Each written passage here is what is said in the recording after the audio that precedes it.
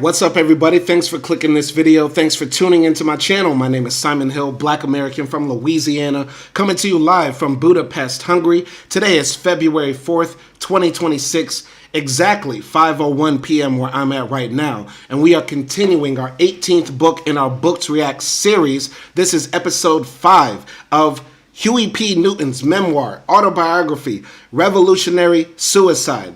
The book that came out, I believe, around 1972, right after his incarceration, or right after he was freed from his first time being incarcerated, and the Free Huey movement galvanized people worldwide. This is a part of the Black History Month series that we're doing this month. We're going to try to come on live every single day to read a text from one of our heroes, our ancestors, you know what I mean, who fought for liberation and against capitalism, white supremacy, and oppression against all groups of people. So Huey P. Newton is a hero of mine. I don't hear many people talk about his memoir, and that's why we're doing this book. Never read it before in my life, though I should have read it when I was much, much younger. For today's episode, we're finishing part 2, and we're going to be reading these 4 chapters. Chapter 10, Learning. Chapter 11, The Brothers on the Block. Chapter 12, Scoring. And Chapter 13, Loving. And that will be the end of part 2 and the end of the live stream today. If you got any comments, I will be trying to read them in the comment section on both live streams that I have running right now. So come on in, say hi, and I will reply. Without further ado, let's go here. Chapter 10. It goes something like this. My soul has grown deep like the rivers, Langston Hughes in The Negro Speaks of Rivers. Chapter 10, Learning. Life was opening up for me. I was trying to relate to Donald Worden and his program, trying to stay close with my righteous partners on the block, and also attending Oakland City College on a come-and-go basis. My motivation had been to prove to my high school teachers that they were wrong about me. To my surprise, I found myself enjoying the learning process and tremendously stimulated by ideas I encountered. Since I had studied classical piano for almost 7 years, I took music appreciation, music history, music theory, and also art appreciation and art history. Most semesters, I started out with a regular load, but if something came up in class and that excited my imagination, I sometimes skipped classes, gathered as many books and materials as I could find on the subject, and stayed in the library or at home in my apartment reading.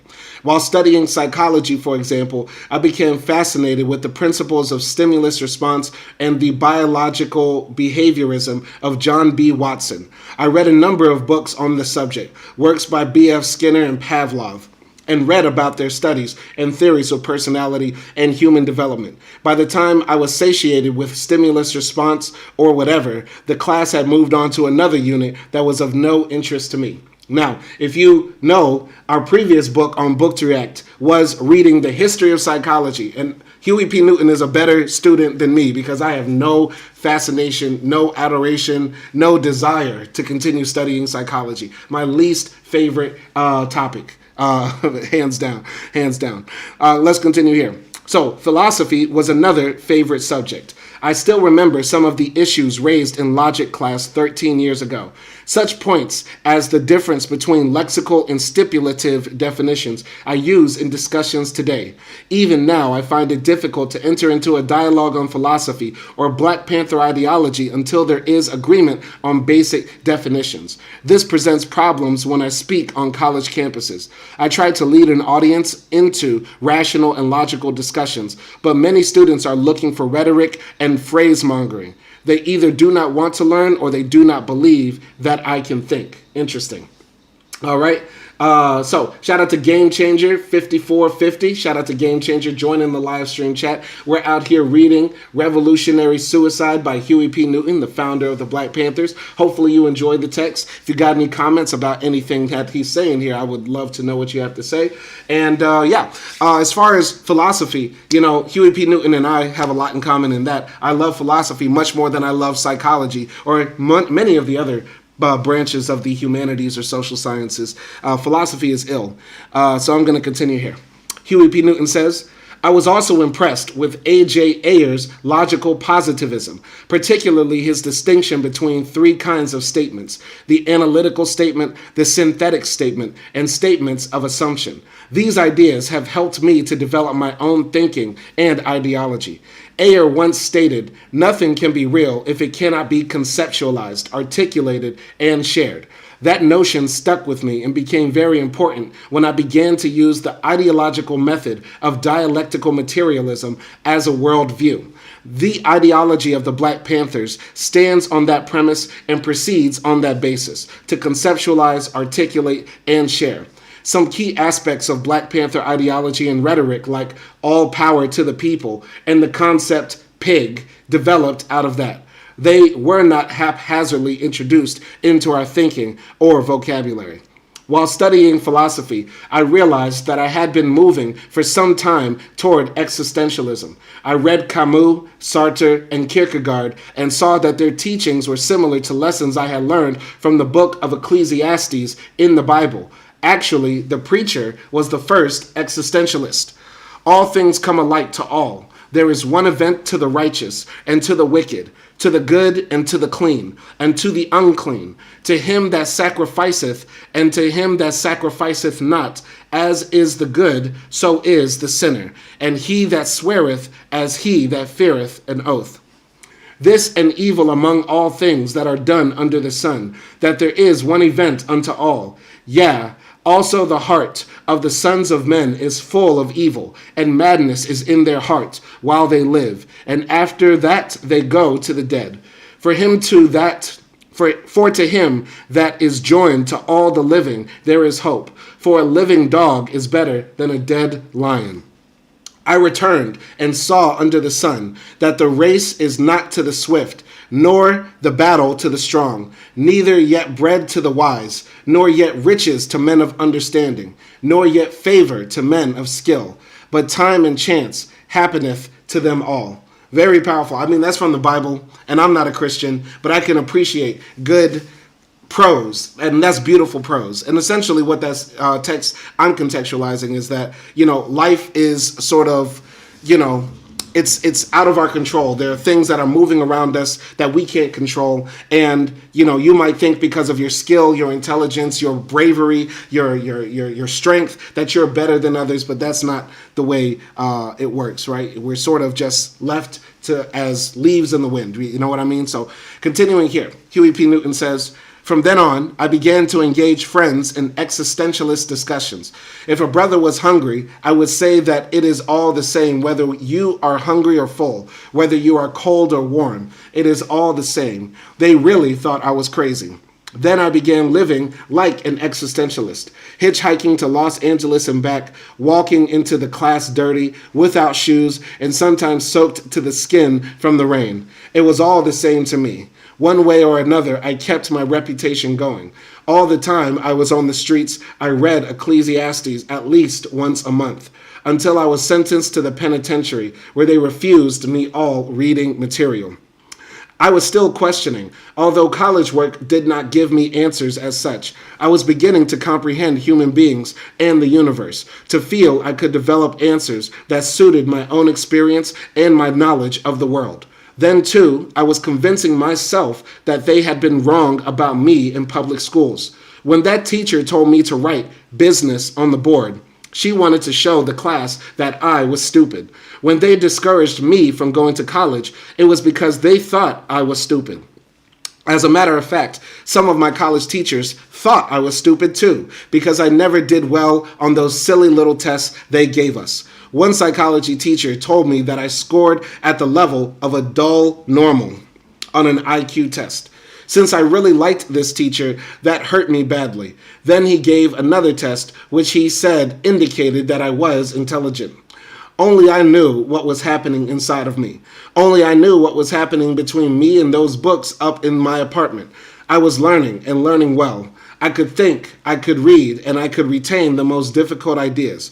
For over 12 years, they had tried to knock me down, but I kept getting up, and now I was advancing on them. So Huey P. Newton and I have a lot in common in the sense that I feel like we were both motivated by the idea that people are doubting our intelligence. You know what I mean? That's why I read a lot. That's why I write a lot. That's why I'm paying thousands of dollars right now to go back to university, because a part of me wants to level up in life, go up in rank. Of course, get a better job, not just English teaching or writing. You know what I mean? I want to get more more finances and more money to take care of myself and my family. But also, there's like a chip on my shoulder for all the times people have called me stupid, for all the times people have hurt my feelings, for insulting my intelligence. When I try as much as I can to educate myself, to rationalize so many things that go on around. You know what I mean? I really want to dedicate myself to a life of the mind. And part of my journey to wanting to have the life of the mind is realizing that there are areas of ignorance that I have, like everybody should realize that they're ignorant about something. But also, times people have said, you are stupid, you are worthless, you're all this and that. You know what I mean? And that just drives me to go harder. You know what I'm saying? And I feel like that's no different than somebody who probably hits the gym 3-4 times a day to get those big muscles, or somebody who's working on their mouthpiece because they want to pick up beautiful women, or somebody who grinds 7-8 hours a day in the office, maybe more, 10-12 hours a day, because they want to get that bigger bag because they know what poverty is like. I want to dedicate myself to being like one of the most illest intellectuals, a part of the, intelligentsia, because that's what, would compensate for all those times that I was hurt. You know what I'm saying? Game Changer says 5450, knowledge is king. So yeah, absolutely. Knowledge is power. And I believe, here's me trying to flex my intelligence, some level of intelligence. I believe the person that said knowledge was power is Francis Bacon. It was either Francis Bacon or David Hume. It was one of those guys, David Hume or Francis Bacon. But I read about that in the History of Psychology book. But if I'm wrong, let me know. Anyway, let's continue here. So, Huey P. Newton says, what I learned from Sonny Man, his drug-dealing brother, also helped me to acquire an education.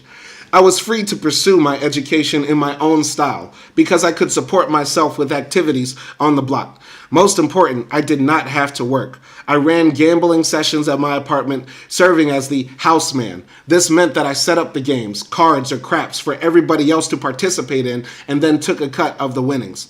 It was my studying and reading in college that led me to become a socialist.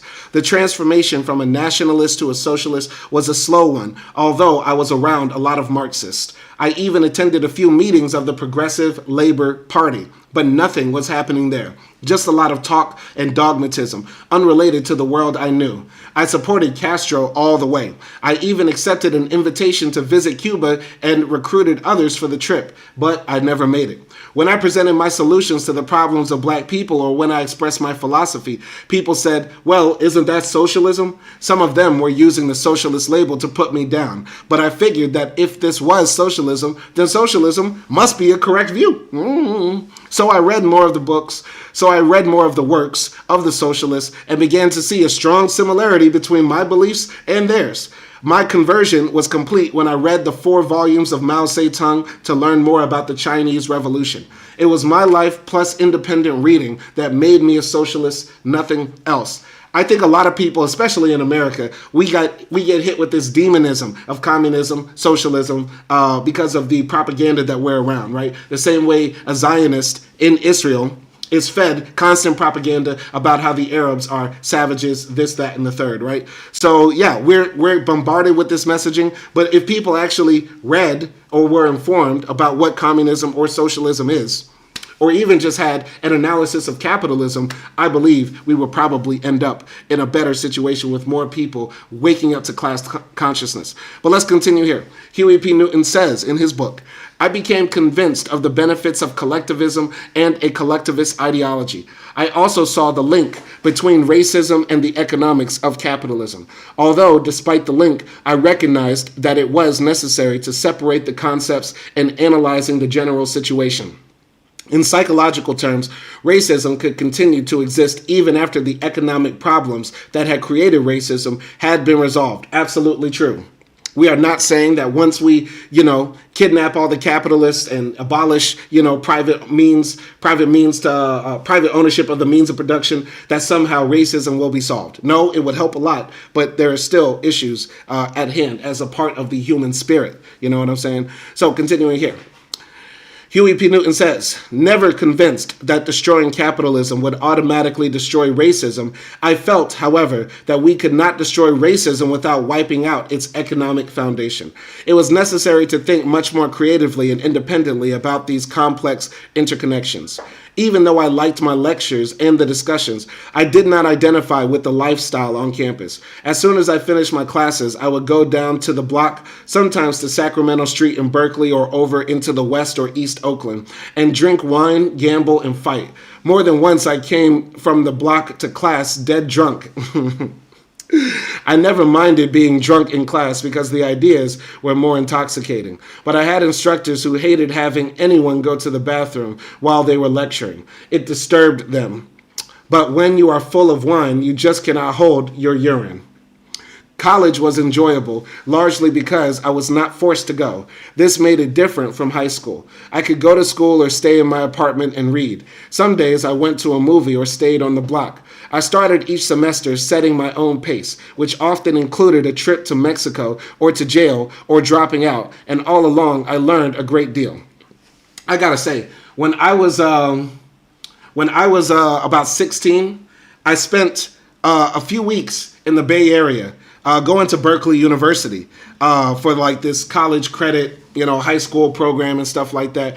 And there's something about that lifestyle of being in the Bay Area where on one hand you have some of the, most intellectual professors you'll ever meet, the most intellectually stimulating classes you'll ever have. And that was just my brief, 1 week encounter up there in the Bay Area. Then outside, you're greeted with perfect weather. You know what I mean? Where you can either wear a sweater or shorts, you know what I'm saying?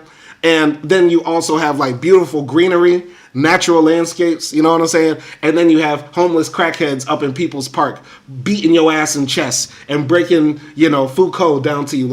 It's one of the illest experiences I ever had. And coming back to Monroe, Louisiana, after spending just about 2 weeks in the Bay Area, made me realize, oh shit, Louisiana is trash. Louisiana is trash. The South is trash. All of the South is trash. And there's a whole new world outside of the weak-ass South of Louisiana, Mississippi, Texas, Tennessee, Florida, all those garbage-ass bullshit states. And I'm so glad, I'm so fortunate that I had the opportunity to go to that program and be outside. You know what I'm saying? Anyway, shout out to Anthony Sanchez, 7800. Shout out to Anthony Sanchez up in the chat. We're going to continue right here. So, in spite of the learning, wait. So, which often included, I started each semester setting my own pace, which often included a trip to Mexico or to jail or dropping out. And all along, I learned a great deal. Okay, Huey P. Newton was living a trill-ass life. He was living a very trill gangster life, just bouncing around. So anyway, continuing. In spite of the learning, I was still searching for answers to other questions. The Afro-American Association had been a deep disappointment. I often felt that it was nothing more than a training ground for the Muslims. Warden seemed to have adopted a lot of their styles and rhetoric. I began to investigate them more closely. I had read C. Eric Lincoln's book, Black Muslims in America, but what attracted me most was Minister Malcolm X. I first heard Malcolm X speak at Mick Kleiman's High School in Oakland when he attended a conference sponsored by the Afro-American Association on the mind of the ghetto. Muhammad Ali, then Cassius Clay, was with Malcolm, and he told about his conversion to Islam. He was not yet the heavyweight champion. Malcolm X impressed me with his logic and with his disciplined and dedicated mind. Here was a man who combined the world of the streets and the world of the scholar. A man so widely read, he could give better lectures and cite more evidence than many college professors. He was also practical. Dressed in the loose-fitting style of a strong prison man, he knew what the street brothers were like, and he knew what had to be done to reach them. Malcolm had a program, armed defense when attacked, and reaching the people with ideas and programs that speak to their condition. At the same time, he identified the causes of their condition instead of blaming the people. I started going to the Muslim mosques in both Oakland and San Francisco, although not regularly. However, I knew a number of Muslims and talked to them fairly often. I did read their paper regularly to follow the speeches and ideas of Malcolm. I would have joined them, but I could not deal with their religion. By the time I had enough of religion and could not bring myself to adopt another one, I needed a more concrete understanding of social conditions. References to God or Allah did not satisfy my stubborn questioning. It's not for everyone. Back at the college, Kenny Freeman, along with Isaac Moore, Doug Allen, Ernie Allen, Alex Alex Papillon, and some others had begun to organize the West Coast branch of RAM, or the Revolutionary Action Movement. They claimed to function as an underground movement, but instead of revolutionary action, they indulged in a lot of revolutionary talk, none of it underground. They were all college students with bourgeois skills who wrote a lot. Eventually, they became so infiltrated with agents that when an arrest was made, the police spent all their time showing each other their badges. That's pretty funny. Though we do need to bring back the African Liberation Army and RAM, Weather Underground. We need to bring those organizations back. Bobby Seale tried to get me into the RAM chapter, but the members refused to accept me. They said I lived in the Oakland Hills and was too bourgeoisie, which was an absolute lie.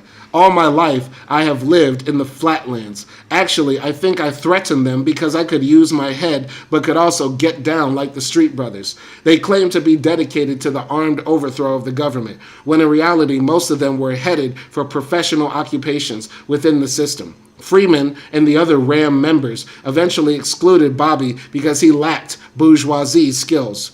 RAM formed a front group on campus, the Seoul Students Advisory Council, and Kenny Freeman stacked it with his boys. I became very active in it, joining the main thrust to get a course in Negro history into the curriculum. We held street meetings outside the college and met with the administrators, who offered foolish reasons about why Negro history should not be offered. Most of them came down to the belief that black people had no history to teach. We eventually brought about a few changes, not many. And for a short time, we eventually brought about a few changes, though not many. And for a short while, RAM seemed very engaging to me. I considered it the answer to many things I was searching for, and felt fulfilled when I talked with others about the African past and what we had contributed to the world. All the groups I went through had that in common. Everyone, from Warden and the Afro-American Association to Malcolm X and the Muslims to all the other groups active in the Bay Area at that time, believed strongly that the failure to include black history in the college curriculum was a scandal. We all set out to do something about it. The Seoul Students Advisory Council lacked any real depth, and when we succeeded in getting the black history class on campus, we had nothing else to do. There was the usual parties and other social activities, but these had no real meaning for me and provided no satisfaction. Interesting. Very fascinating stuff. I mean, the fight for black studies is very fascinating. If you know a book that you could recommend about the history of black students fighting to get black history and black courses into university curriculums, let me know. Put it in the chat. But going on here to chapter 11. And it starts something like this. As for the future, the young street corner man has a fairly good picture of it. It is a future in which everything is uncertain except the ultimate destruction of his hopes and the eventual realization of his fears. The most he can reasonably look forward to is that these things do not come too soon. Elliot Lebo, Tally's Corner. Chapter 11 is titled Brothers on the Block. Nothing we had done on the campus related to the conditions of the brothers on the block. Nothing helped them to gain a better understanding of those conditions. As I saw so many of my friends on their way to becoming dropouts from the human family, I wanted to see something good happen to them. They were getting married and beginning to have babies. Ahead of them were the rounds of jobs and bills my father had gone through. It was almost like being on an urban plantation, a kind of modern-day sharecropping. You worked hard, brought in your crop, and you were always in debt to the landholder. The Oakland brothers worked hard and brought in a salary, but they were still in perpetual debt to the stores that provided them with the necessities of life. The Seoul Students Advisory Council, RAM, the Muslims, and the Afro-American Association were not offering these brothers and sisters anything concrete, much less a program to help them move against the system. It was agonizing to watch the brother move down these dead-end streets. The Street Brothers were important to me, and I could not turn away from the life I shared with them. There was in them an intransigent hostility toward all those sources of authority that had such a dehumanizing effect on the community. In school, the system was the teacher, but on the block, the system was everything that was not a positive part of the community. My comrades on the block continued to resist that authority, and I felt that I could not let college pull me away, no matter how attractive education was. These brothers had the sense of harmony and communion I needed to maintain that part of myself not totally crushed by the schools and other authorities. At Oakland City College, many of the blacks were working as hard as they could to become a part of the system. I could not relate to their goals. These brothers still believed in making it in the world. They talked about it loud and long, expressing the desire for families, houses, cars, and so forth. Even at that time, I did not want those things. I wanted freedom, and possessions meant non-freedom to me. It was a complex scene. Sonny Man was involved only with the brothers who did not want to go to college. His friends who had gone to college were estranged from him. Some of his closest running partners in high school moved away from him after they went to college, and he stayed on the block. Now that I was also in college, I did not want to move away from the street brothers, as Walter's friends had done. That is why when I was not studying or in class, I was down on the block with the righteous brothers. I think one of the reasons why I, in particular, had so many fights was because I weighed only about 130 pounds. Oh, he was a tiny little boy. You got a lot of prestige from being able to fight the hefty guys, who first gained their reputation by downing lightweights like me. There were not many others as small as I was, who looked the big ones in the eye. I had an added disadvantage. All the way through school, my baby face made people think I was younger than I was. I resented being treated like a baby, and to show them I was as bad as they were, I would fight at the drop of a hat. As soon as I saw a dude rearing up, I struck him before he struck me, but only when there was going to be a fight anyway. I struck first because a fight usually did not last very long, and 9 times out of 10 the winner was the one who got in the first lick. Sonny Man was very good with his hands, and he taught me how to hit hard in spite of my light weight. Most of the other guys really did not know how to hit. So I always fired first and knocked them out, or at least knocked out a tooth or closed up an eye. Finally, I got a reputation as a bad dude, and I did not have to fight as much. Every once in a while, however, one of the tush hogs, our names for a bad, tough street fighter on the block, would challenge me. Tush hog is crazy. Calling somebody a tush hog for being a good fighter is insane. After the fight, we usually became really good friends because he would realize that my features were deceiving.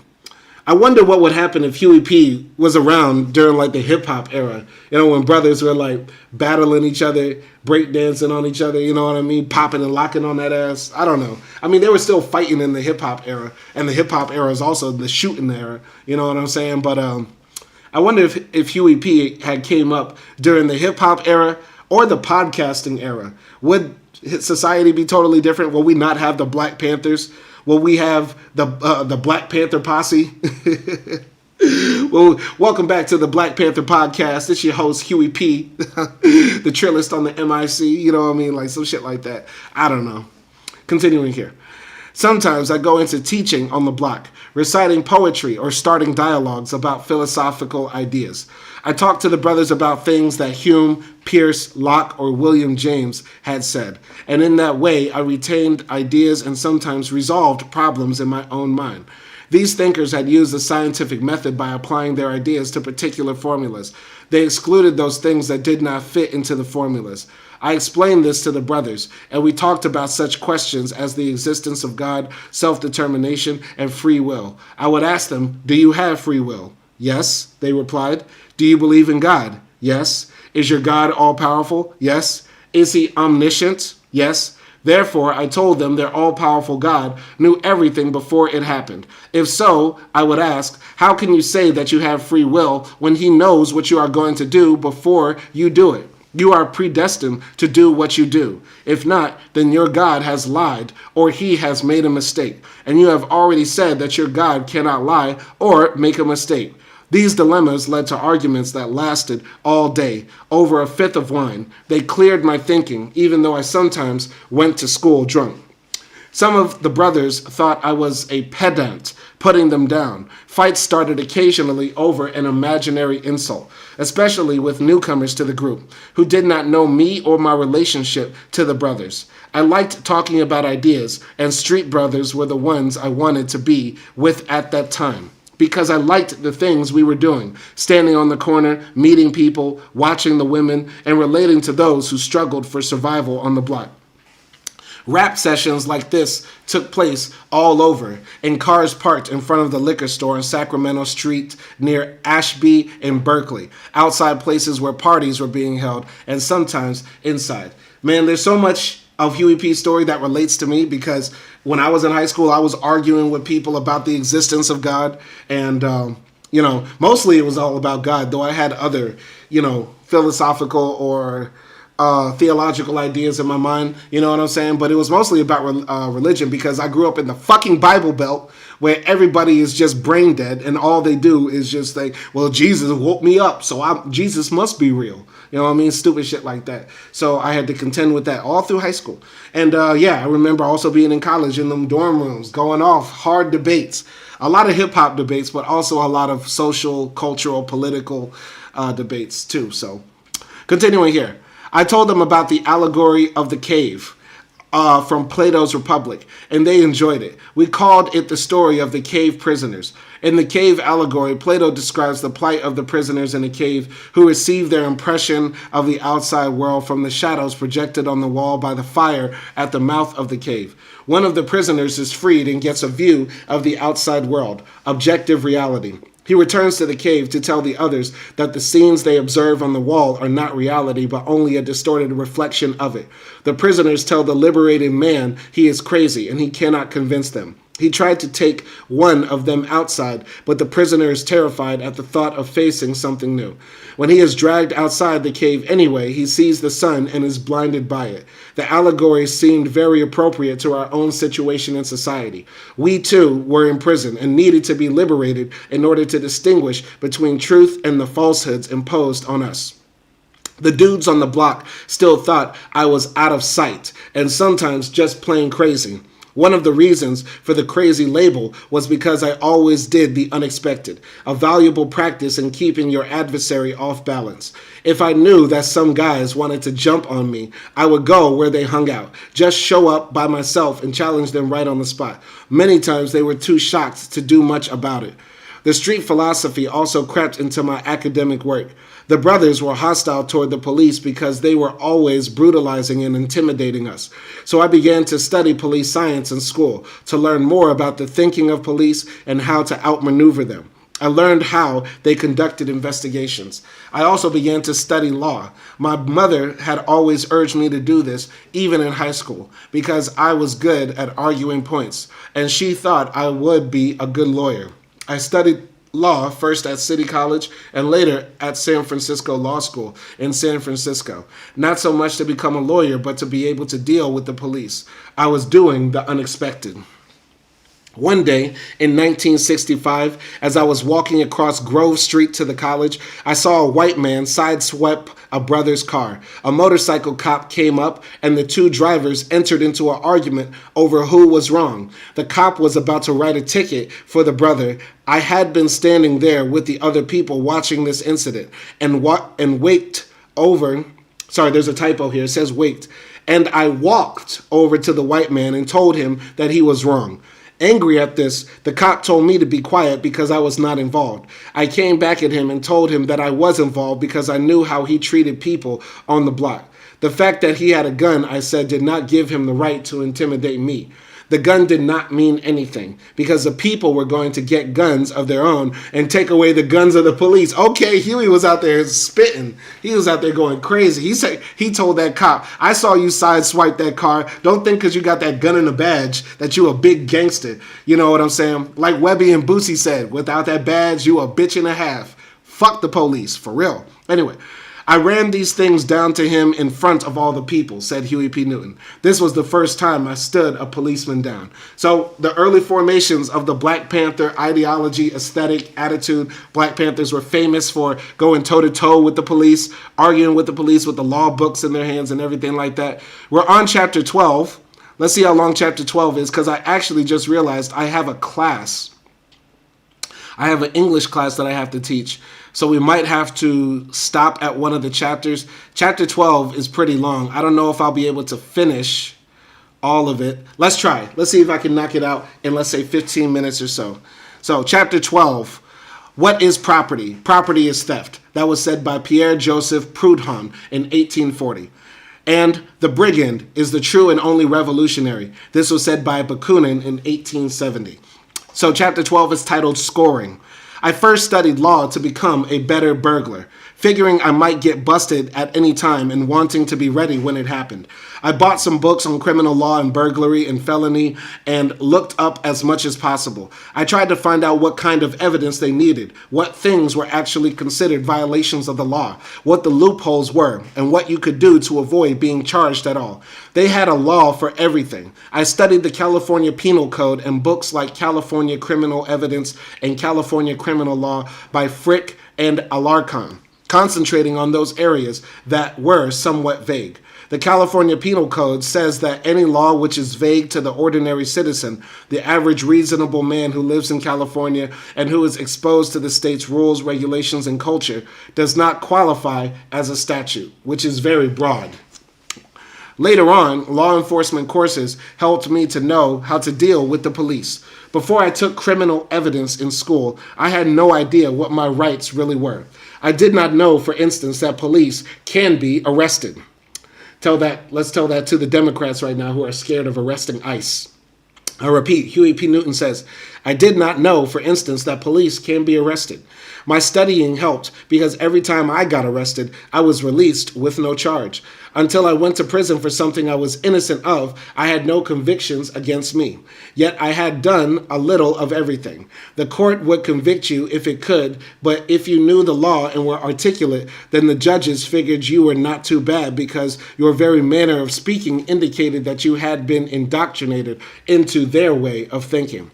I was doing a lot of things that were technically unlawful. Sometimes my friends and I received stolen blank checks from a company, which we would then make out for $150 to $200, basically writing themselves checks from businesses. Huey P. Newton then continues to say, never more than an amount consisted with a weekly paycheck. So basically they were giving themselves free paychecks, $100 a week. This is the salary of a regular employee at the time. Anyway, sometimes we stole the checks ourselves. Other times we bought them from guys who had stolen them. You had to do this fast before the companies distributed check numbers to banks and stores.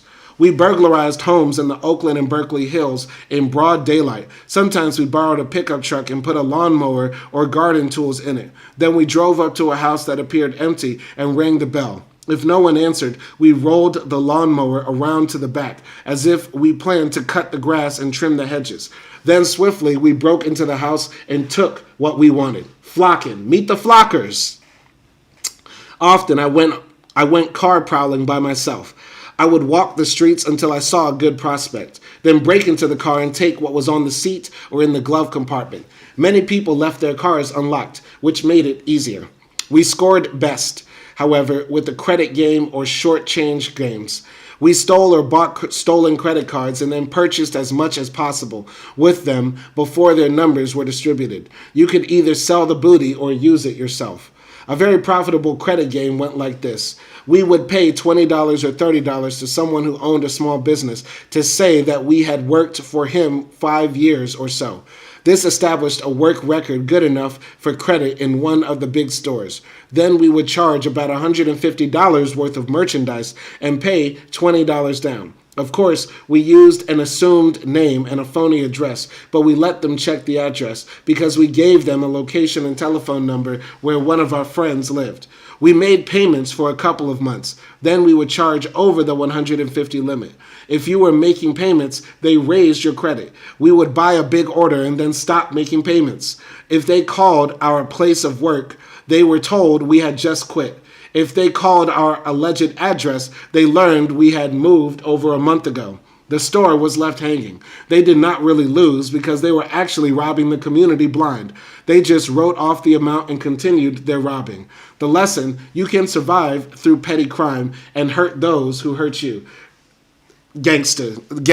I love it. I love it. I love this book, man. Basically, he's saying, yo, rob Walmart. Rob Walmart because Walmart is robbing the people. And if you're able to run credit scams, then hey. And I know this goes against YouTube's terms of service because you're promoting criminal activity. But this is what Huey P. Newton wrote in his book. And he considered it a part of revolutionary action to fight against an exploitative capitalistic system that sucks the blood of the poor. Hey, what's the problem in sucking that back? Pause. No diddy. Anyway, continuing here. Once into petty crime, I stopped fighting. I had transferred the conflict, the aggression, and hostility from the brothers in the community to the establishment. The most successful game I ran was the short change game. Short changing was an art I developed so well that I could make $50 to $60 a day. I ran it everywhere, in small and large stores, and even on bank tellers. In the short change game, I would go into the store with 5 $1 bills, ask the clerk for change, and walk out with a $10 bill. This was the $5 to $10 short change. You could also do a $10 to $20 short change by walking into the store with 10 $1 bills and coming out with a $20 bill. The $5 to $10 short change worked this way. You folded up 4 of the bills into a small tight wad. Then you bought something like candy or gum with the other bill so that the clerk had to open the cash register to give you change. I always stood a little distance from the register so that the clerk had to come to me to give the change. You have to get the cash register open and get the clerk to move away from it so that his mind is taken off what he has in the register. When he brought my change from the candy, I handed him the wad of 4 $1 bills and said, here are 5 singles. Will you give me a $5 bill for them? He would then hand me the $5 bill before he realized that there were only 4 singles in the wad. He has the register open, and I'm prepared for him to discover the error. When he did, I would then hand him another single, but also the $5 bill he had given me and say, well, here's 6 more. Give me a 10. He would do it, and I would take the $10 and be gone before he realized what had happened. Most of the time, they never understood. It happened so fast, they would simply go on to another customer. By the time things began to click in their minds, they could never be sure that something had in fact gone wrong until the end of the day when they tallied up the register. By that time, I was just a vague memory. Of course, if the clerk was quick and sensed that something was not right, then I pretended to be confused and would say I had made a mistake and give him the right amount. It was a pretty safe game, and it worked for me many times. Crazy. I mean, that's you got to be quick with that, and you got to be smooth with it. You know what I mean? You say, hey, let me get a 5 for these 5 singles. I want a solid 5. You know what I mean? And so, yeah, he's going to switch it out. Though nowadays, I feel like they wouldn't even want to give you a solid 5. They'll look at you sideways like that. You know what I'm saying? I don't know. I never did this, but he said it worked for him. Maybe in the Bay Area, they were liberal with the cash. I don't know. The brother who introduced me to short changing eventually became a Muslim, but before that he taught me to burglarize cars parked by the emergency entrances of hospitals. People would come to the hospital in a rush and leave their cars unlocked, with valuables in the open. I never scored on blacks under any condition, but scoring on whites was a strike against injustice. No comment. When I had liberated enough cash to give me a stretch of free time, I stayed home reading books like Dostoevsky's Crime and Punishment, The Devils and the House of the Dead, The Trial of Franz Kafka, and Thomas Wolfe's Look Homeward Angel. I read and reread Les Miserables by Victor Hugo, the story of Jean Valjean, a Frenchman who spent 30 years in prison for stealing a loaf of bread to feed his hungry family. This really reached me because I identified with Valjean, and I often thought of my father being in a kind of social prison because he wanted to feed his family. Albert Camus's The Stranger and the myth of Sisyphus made me feel even more justified in my pattern of liberating property from the oppressor as an antidote to social suicide. Huey was much more well-read than me. God, I read a lot when I was in high school, and I'm trying to read more now. And I read while I was in college too, and I'm in college now, but damn, this man read a lot. And it makes me feel like small as hell that I didn't read this stuff. You know what I'm saying? I got to catch up on a lot of reading in my life. And so that's why we do this. It's a part of the struggle, part of revolutionary struggle to always, challenge the mind. Let's continue here. I felt that white people were criminals because they plundered the world.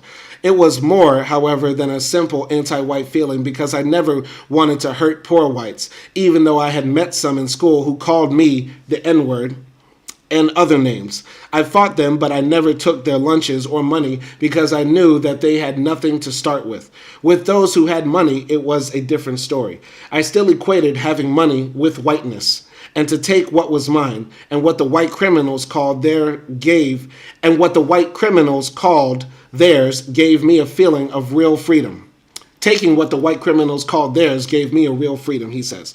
I even bragged to my friends how good I felt about the whole matter. When they were at my apartment during times when there wasn't any food to eat, I told them that even though I starved, my time was on my own and I could do anything I wanted with it. I didn't have a car then because most of my money was spent on the apartment, food, and clothes. When friends asked me why I did not get a car, I told them that it was because I did not want bills and that a car was not my main goal or desire. My purpose was to have as much leisure time as possible. I could have pulled bigger jobs and gotten more, but I did not want any status symbols. I wanted most of all to be free from the life of a servant, forced to take those low-paying jobs and looked at with scorn by white bosses. All right, we're going to read one more page and then we're going to pause because I got class, like I said. So we're going to stop on page, I don't know what page this is, but it says about 95. So we're going to stop on 96. Let's read this last few sections. So eventually I got caught. And more than once by then, I had developed a fairly good working knowledge of the law, and I decided to defend myself. Although no skilled legal technician, I can make a good defense. If you are an existentialist, defending yourself is another manifestation of freedom.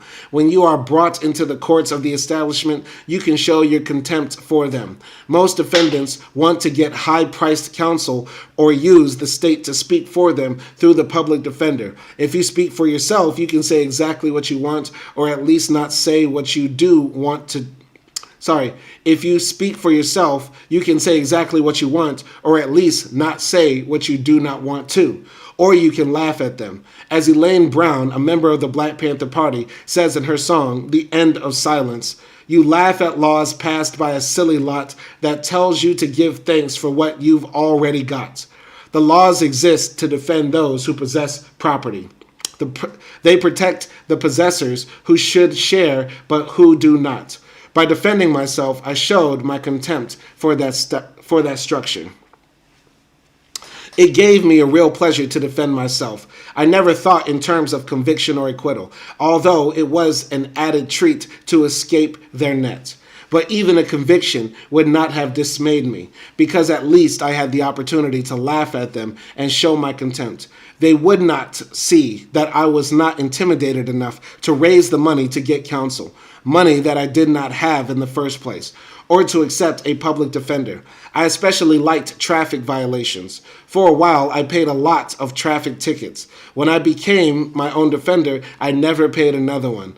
Of the 3 major cases in which I defended myself, the only one I lost was the one in which I was innocent. Once I was indicted on 16 counts of burglary through trickery as a result of the short change game, and I beat the cases during the pretrial period because the police could not establish the corpus delicti or the elements of the case. Each law had a body of elements, and each element has to be violated in order for a crime to have been committed. That's what they call the corpus delicti. People think that term means the physical body, but it really means the body of elements. For example, according to California law, in order to commit armed robbery, you have to be armed, and you must expropriate through fear or force related to weapons. You can have armed robbery without any bullets in the gun. The elements of the case relate to fear and force in connection with weapons. In the short change or bunco case, I was accused of running my game in 16 stores. However, they could only get a few people to say they were short in their registers. I was really saved from being convicted because the police tried to get a young woman teller from a bank to say that I had shortchanged her. A lot of people will not admit that they have been shortchanged. In the pretrial in which they were trying to get a federal case, they asked me whether I had gone into the bank. I refused to admit it. I knew that the young woman whom they wanted to testify against me had not shown up at court. When I bailed out, I went to her bank and asked her if the police had been there. She said they had and that they were trying to persuade her that I had shortchanged her. She said she would not testify because she knew it had not happened. She said she would not testify because she knew it had not happened. I invited her to court to testify on my behalf. She came and explained to the judge that the police had tried to persuade her to testify, but she would not comply. My argument was that the police had invented the shortchange rap against me. I pointed out that clerks who were shortchanged would have missed the money either when I was in the store or at the end of the day. None of these people had notified the police. The police had sought them out, and by suggesting that they had been shortchanged, were really offering the clerks a chance to make $5 or $10 extra, a sort of payoff for testifying. Most people, I said, are not as honest as the young girl bank teller. All right. Very interesting. I would like for Huey to have dropped her race because, you know, it would be interesting if this was like a nice white lady who was helping. But maybe it was a sister who was standing beside Huey in this case. What we're going to do, we're going to pause right here. We're going to come back and finish this chapter and the next chapter in the next live stream. I'm going to leave the main live stream running. The one with the book on the screen for anybody who wants to, join in the conversation, leave a comment and all that. I'm going to shut this side one down, and we're going to come back and read the rest of this chapter in about an hour and a half. Y'all be easy out there, and peace. What's up, everybody? Thanks for clicking this video. Thanks for coming back. This is part 2 of episode 5 of Revolutionary Suicide by Huey P. Newton. We had to pause the reading earlier because I had to go to work, and now we are back to finish off where we left off. So we're finishing reading part 2. If I remember right, we're on chapter 12, scoring, and Huey P. Newton was doing this crime of basically tricking cashiers at registers to give him extra money in fake change, right? And this got him in court. He started reading the law, and then he started realizing he could defend himself in court, and he was also building up his oratory skills. We're going to be picking up where we left off in that story right here. He is talking about the arguments he made in court to get out of paying parking tickets and also getting out of that crime that we just mentioned. So let's start here. This is page 96. Another argument I put forth in my defense was that if someone else had gotten charged, Another argument I put forth in my defense was that if someone else had gotten change after I had been in the store before inventory of the register, it was quite possible, even probable, that the money had been lost at some other time. I got a dismissal on the grounds of insufficient evidence. In the second major case, I was accused of having stolen some books from a store near the school and of having burglarized the car of another student and taken his books. He reported to the bookstore that his books had been stolen. They were on the lookout for books with the marking he had described. I had not stolen the books, even though they were in my possession. I was doing a lot of gambling at the time, and some students who owed me money gave me the books instead. We used books for money because if a book was required in a course, we could sell it to the bookstore. Even though I did not know where the books came from, I suspected that they were stolen. For anybody outside of America who doesn't know, in the U.S., at a lot of universities, I remember vividly when I first went to university, you have to pay for college textbooks. And these textbooks were not cheap, $300, $400 just per semester, right? And then when you resell them again at the end of the semester to try to get some money back, it would be $20. Or something like that. You know what I'm saying? Shout out to Lawan123 up in the chat. Lawan, shout out to you. Hi to you.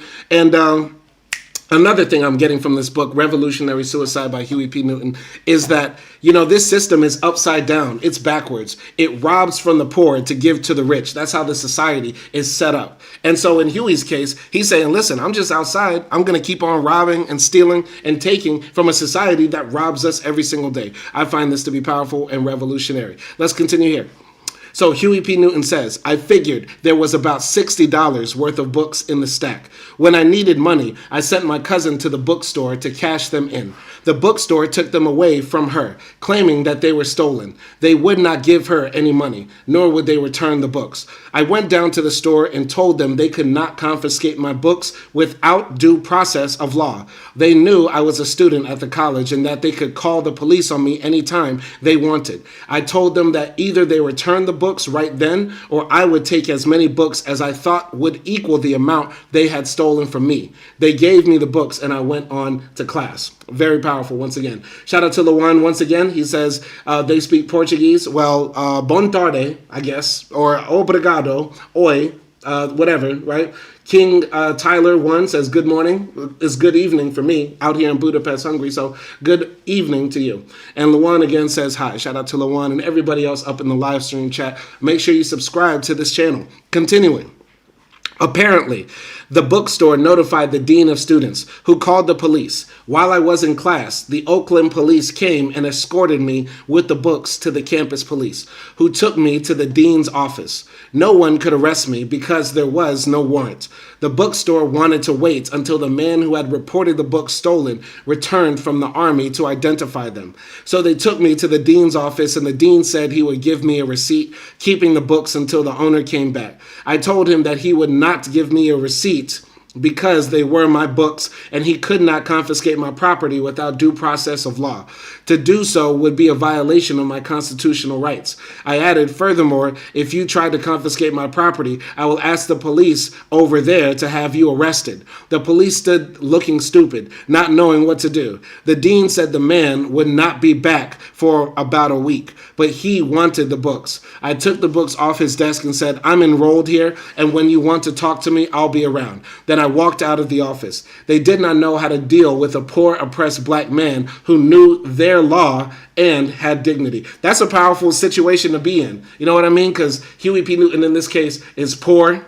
He's from the ghetto. He's a thief. He's accused of being a thief. He is guilty before proven innocent. And here he is sitting in the office of, a very rich, powerful white man who's saying, you stole those books, you're a criminal. And Huey P., he's been admitting to all of his crimes so far. He says, I got these books fair and square through the streets. I don't know if they were stolen or not, but you can't just take my property and violate my due process rights. And that's what happens to a lot of poor people across America every single day, throughout the courtrooms, in the handcuffs of the devil. You know what I'm saying? It happens too often. But this is what Huey P's knowledge was. His weapon was the mind. His weapon was reading. His weapon was knowing the law. It wasn't the shotgun. You know what I'm saying? King Tyler 1 says, do you speak German? I say nine. I do not speak German. But shout out to King Tyler 1. Shout out to Yvan Stigen 7649 who says hi as well. Shout out to everybody up in the chat as we continue to read Revolutionary Suicide by Huey P. Newton. When I was charged and brought to trial, I defended myself again. The case revolved around identifying the books. The man knew that his books had been stolen. The bookstore knew they had lost some books. Identification had not been made, but I was charged with a theft.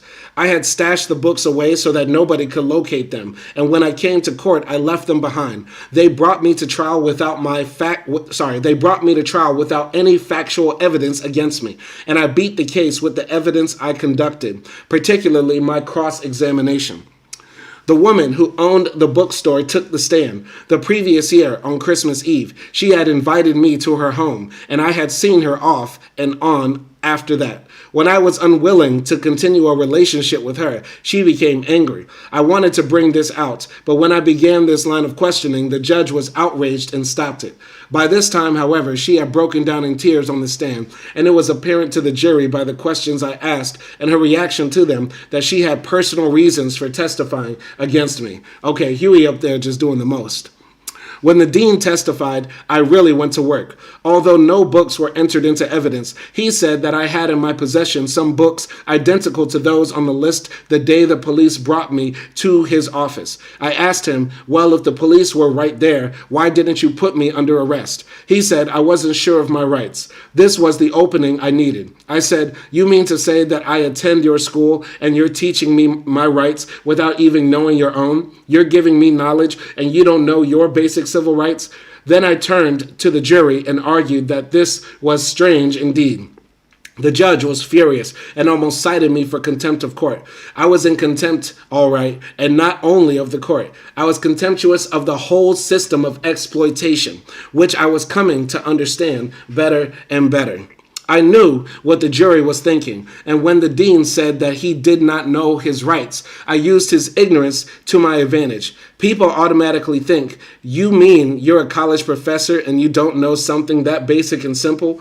Once I planted this idea in the minds of the jurors, it completely negated the dean's testimony. I gotta say this, man.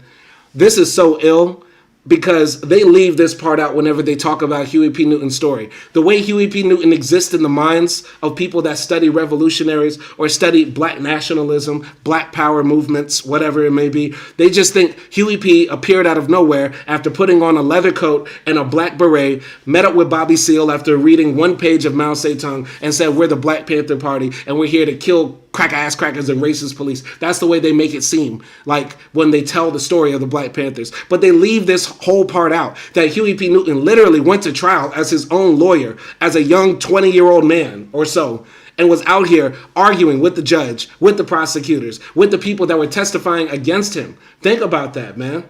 Think about that. That's so dope. They leave that out of the Black Panther story, and that's why we do these book reacts. We read the text to find out the hidden history. All right, I'm going to continue here.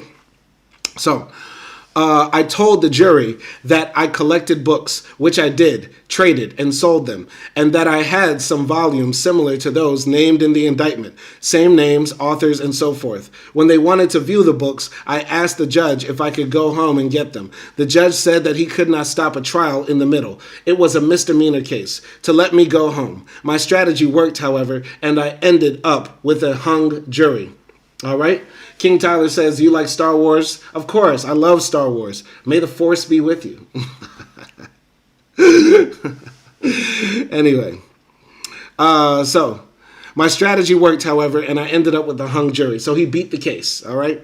Then came the second trial. This time I had the books in court, but nobody could identify them. I had acquired some different books, same authors and same names, and put some similar markings in them. The man who claimed his car had been burglarized, the dean, and the owner of the bookstore could not positively identify them. They kept saying that the books were either similar or the same, but they were not.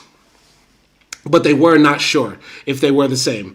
I emphasized this uncertainty, saying that all I knew was I had purchased the books from another person. I told the jury that I had not, in fact, stolen the books, and that by bringing them to court, I was trying to find out if they belonged to those who had brought the charges. I got another hung jury. Huey Newton is up in the court beating them back to back.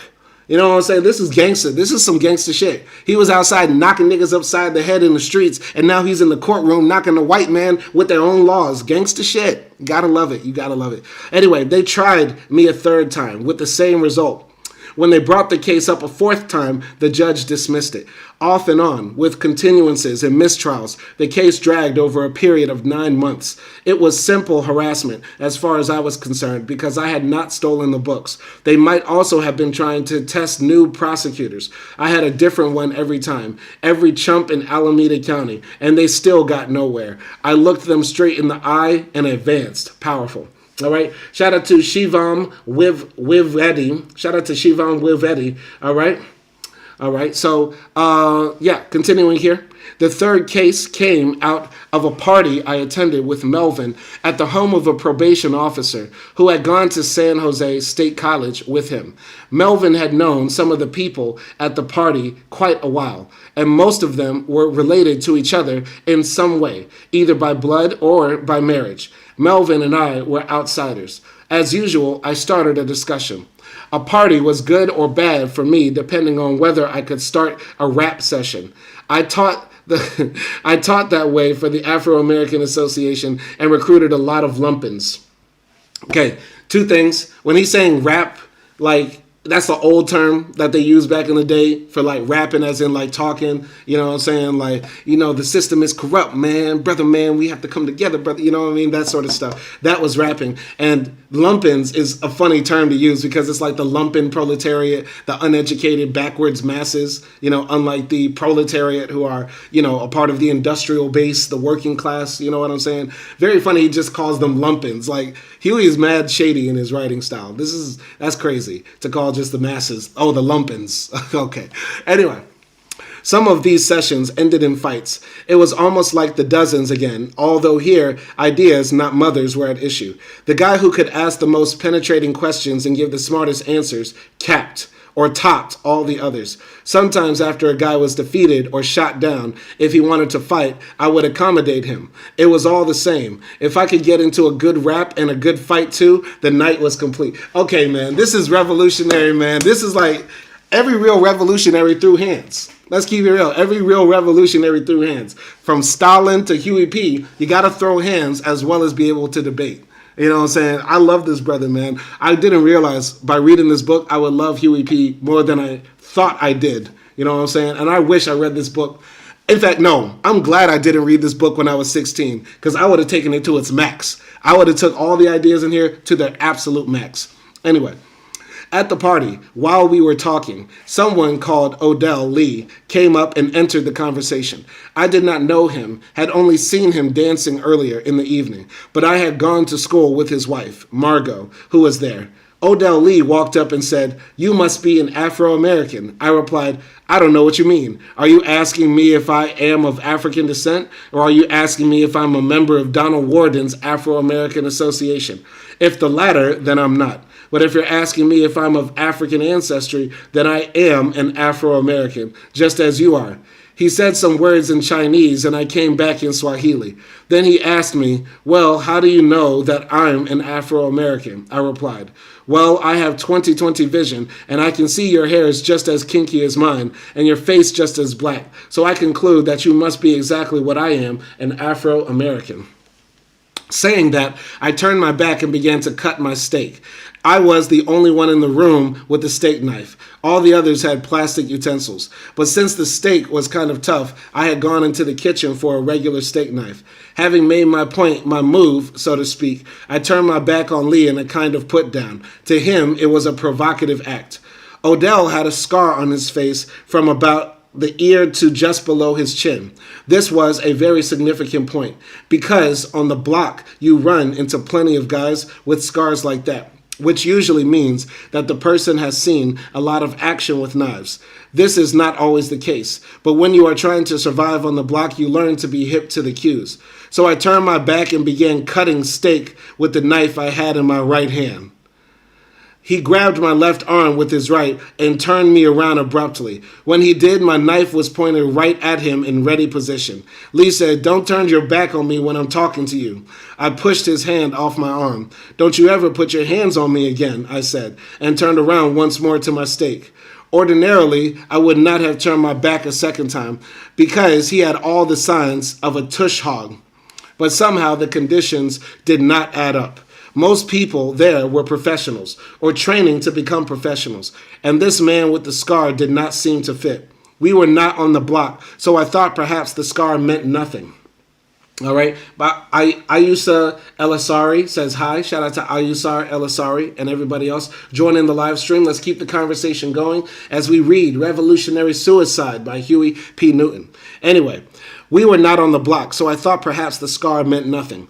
All of a sudden, however, he was acting like a bully, and now he wanted everyone to know he was not finished with me. When I turned my back on him a second time, this would have ended the whole argument for the black bourgeoisie. But the tush hog responded in his way. And a tush hog is a person who likes to throw hands, you know.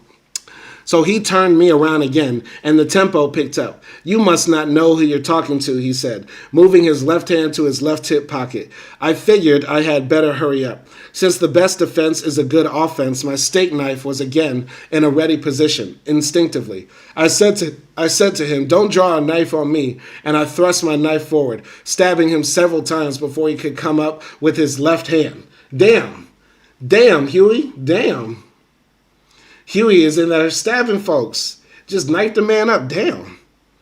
I said to him, "Don't draw a knife on me," and I thrust my knife forward, stabbing him several times before he could come up with his left hand. He held on to me with his right hand and tried to advance, but I pushed him away. I still do not know what he was doing with his left, but I was expecting to be hurt any time and determined to beat him to the punch.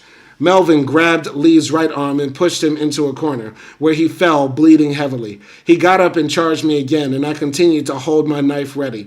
Then Melvin jumped between us, and Lee fainted in his arms. As Melvin took the knife from me, we turned to the rest of the people, and somebody asked, "Why did you cut him?" Melvin said, "He cut him because he should have cut him."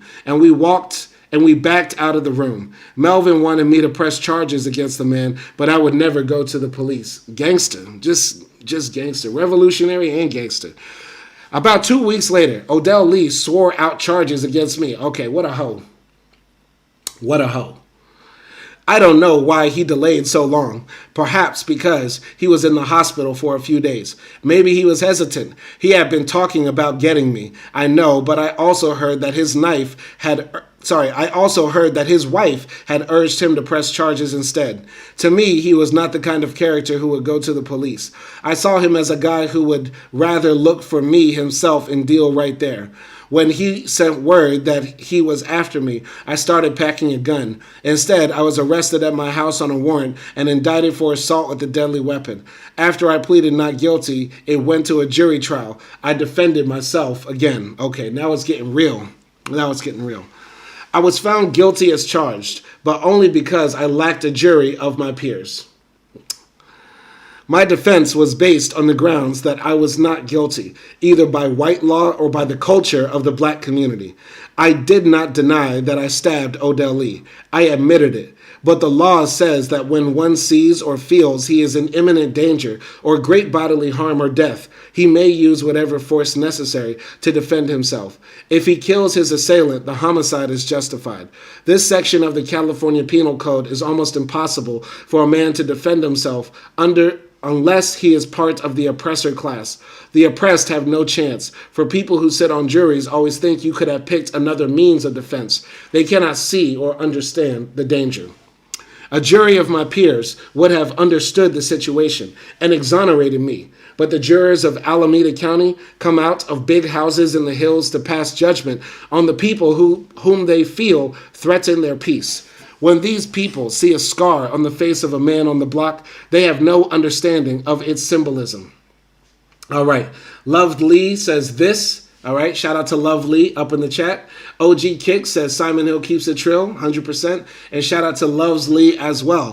Hopefully you're enjoying revolutionary suicide. And let me ask you, wherever you're from, do people have the right to self-defense?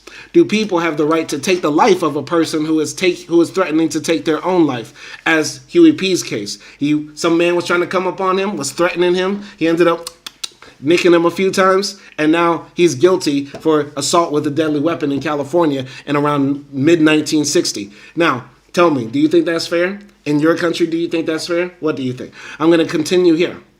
So, continuing. A jury of my peers would have understood the situation and exonerated me. But the jurors in Alameda County come out of big houses in the hills to pass judgment on the people whom they feel threaten their peace. When these people see a scar on the face of a man on the block, they have no understanding of its symbolism. Odell Lee got on the stand and said that his scar resulted from an automobile accident. It may well have, but taking everything in context, his behavior at the party, the move toward his left hip, and his scar, my peers would never have convicted me. Bobby Seale explains it brilliantly in Seize the Time. You may go to a party and step on someone's shoes and apologize. And if the person accepts the apology, then nothing happens. If you hear something like an apology won't shine my shoes, then you know he is really saying, I'm going to fight you. So you defend yourself, and in that case, striking first will be a defensive act, not an offensive one. You are trying to get an advantage over an opponent who has already declared war. Okay, so one thing I guess is very interesting is that before the Jordan 11s dropped, niggas was still fighting over shoes. Before the Jordan 12s came out, niggas was still busting heads over stepping on toes. I guess that's what we're learning here. Some things never change. Even with Bobby Seale and Huey P. Newton, they were throwing hands if you stepped on them hard-ass wingtips that they were probably wearing in the mid-'60s. Anyway, Loves Lee says, sorry, I'm not giving my country. You don't have to, and honestly, I don't even care. Nobody cares who you are. As long as we're talking about Huey P. Newton, that's all that really matters. Continuing here. It is all a matter of lifestyles that spills over into the problem of getting a jury of one's peers. If a truck driver is the defendant, should there be only truck drivers on the jury or all white racists on the jury if a white racist is on trial? I say no. There is, nevertheless, an internal contradiction in a jury system that totally divides the accused and his jury. Different cultures and lifestyles in America use the same words with different shades of meaning. All belong to one society, yet live in different worlds. Loves Lee says they like my sweater. I appreciate that. Live long and prosper. May the force be with you. Watch out for the Borg. Okay? All that good stuff. Continuing here. I was found guilty of a felony assault with a deadly weapon and faced a long jail sentence for the first time, before and during the trial. I had been out on bail for several months. I came to court each time I was supposed to, but when I was convicted, the judge decided to revoke my bail immediately and place me in the custody of the bailiff while he considered what sentence to impose. Wanting none of this, I demanded to be sentenced right then. The judge said that if he sentenced me then, I would be sent to the state penitentiary. I told him to send me there immediately so that I could start serving my time. He refused, asking me, "Do you realize what you're saying?" I said that you found me guilty, but I am not guilty, and now I don't want to wait around a month serving dead time while you think about it. No time was dead to me. It was all live time, life. I felt that if the judge wanted to think about it for 30 days, he should let me stay out on bail while he did so. But he would not. He had me confined to the Alameda County Jail, a place I would get to know well, very well. I think Huey P. would have been like locked up in jail forever had he stayed in Monroe, Louisiana. Because the type of shit he was doing, flocking houses, stabbing folks, busting heads in the street, carrying guns, all types of stuff. Man, in Louisiana, he wouldn't have made it. He's lucky he was out there in liberal California. And I know somebody's going to say, no, back then California was like Texas. Nah. Something about that Mediterranean climate and that Pacific Ocean air makes the whites a little less white, if you know what I mean. Because when you deep down in that South, in that Confederate flag-waving South, like where I come from, this type of shit that Huey P. was doing could not fly. It could not fly down yonder. Anyway, Loves Lee says, can you give me RBX? No. And Loves Lee says, I'm poor. Well, join your local chapter of the Communist Party and try to change that situation in your mysterious country. United 67 Kingdom, what a wild name. United 67 Kingdom says hi. Shout out to United 67 Kingdom. Y'all nasty, bro. Anyway, I'm going to continue here. So while I was waiting, my family hired a lawyer to represent me at the sentencing. The judge was a man named Leonard Diden, who did not give lawyers, much less defendants, any respect. He has sent so many people to the penitentiary that a section of San Quentin is called Diden's Row. I was against my family hiring a lawyer because I felt it was useless. Nevertheless, they did, and he charged them $1,500 to go to court one time. Damn. That's crazy, because back then that was probably like $10K. Okay? Shout out to everybody showing up in the chat. Shout out to Sasha Khan, my OG Sasha Khan, showing up. Shout out to Loves Lee as well up in the comment section. LRW Guitar. Shout out to LRW guitar. Shout out to United 67 Kingdom saying he's a new sub. I appreciate that, good sir. Stay tuned for all this new content where we do more reading, more deep dives, and we also do more interactions with the people and share knowledge with the people during these troubling times. You get what I'm saying? Anyway, continuing here. Where were we? So, I was against my family hiring a lawyer because I felt it was useless. Nevertheless, they did, and he charged them $1,500 to go to court one time. When I arrived for sentencing, he was there, and he worked his white magic. The judge sentenced me to 6 months in the county jail. Even though I had been convicted of a felony, the time they gave me was for a misdemeanor. This was to become a critical issue in my later capital trial, because the law says you can reduce a felony to a misdemeanor by serving less time. The penalty for a felony is no less than a year in the state's penitentiary, and no more than a life sentence or death. What could be more than a life sentence or death? Like they bring you back to life and kill you again? No more than a life sentence or death? Anyway, for a misdemeanor, the maximum is 1 year in the county jail. Okay, interesting. All right. So, shout out to Paul Christopher for Christ for joining the conversation. All right. Shout out to United 67 Kingdom. And United Kingdom is 12 years old, and he's asking me to play Roblox. Sorry, sir. We will not be playing Roblox. We will be educating you, for real. And I want to ask y'all, what's 6 plus 7? 13. What's 6 plus 7? 13. And that's the chapter that we are on. We are on chapter 6 plus 7, which is 13 of Revolutionary Suicide by Huey P. Newton. This will be the final chapter we read today as we continue to celebrate Black History Month. For real, for real. Let's go here. Chapter 13. All women, even the very phenomenal, want at least a promise of brighter days, bright tomorrows. I have no tomorrows at all, says George Jackson in Soledad Brother. Okay? Chapter 13, titled Loving. My relationships with women could be described as complex or strange, depending on how you look at them. Varying influences help to form my attitude. The influence of my parents, of Christianity, of my older brothers, and later my reading and the theories of Richard Thorne. Because these influences were often contradictory, they led to certain conflicts in my feelings and involvements with women. Conflicts that were not to be resolved until the communal life of the Black Panther Party displaced problematic individual relationships. When I was very young, I accepted the institution of marriage. As I grew older and saw my father struggling to take care of a wife and 7 children, having to work at 3 jobs at once, I began to see that the bourgeois family can be an imprisoning, enslaving, and suffocating experience. Okay? By the way, United 67 Kingdom asked me to read about ghosts. I think that's an interesting topic. We might read a book about ghosts. Do I believe in ghosts? Not really, no. But hey, it might be something to read about. Thank you for the suggestion. Sasha Khan, have Turkish peacekeepers in Africa committed misconduct the way peacekeepers from white countries and I believe from some African countries themselves? I don't know. I don't know anything about the Turkish peacekeepers in African countries, though that is something to look into. That's a very good point, Sasha Khan. I would imagine that the Turkish peacekeepers, though, are sharing a lot of pretty good food and showing the Turks a really good time on how to bake baklava. All right?